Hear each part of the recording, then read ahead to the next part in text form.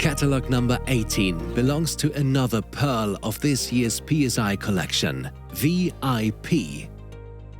With her picture-perfect looks, this 4-year-old Oldenburg mare already makes quite the impression when led up the runway by Hannah.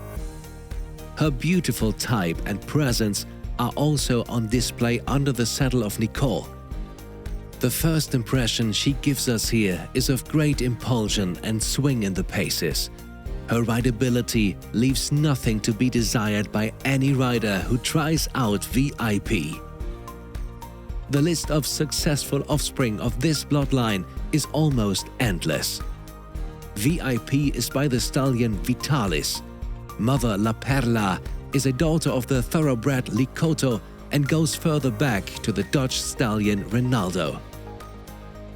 La Perla also brought us the Grand Prix horse Buddy, who has now successfully arrived in the international scene under Isabel Wert, or the mare Bliss, who is already celebrating international victories under her rider Ashley Holzer. But let's come back to La Perla's enchanting daughter VIP, who practically dances across our racetrack in this video footage. Chic and charming, combined with top-quality movement, VIP is a first-class P.S.I. prospect.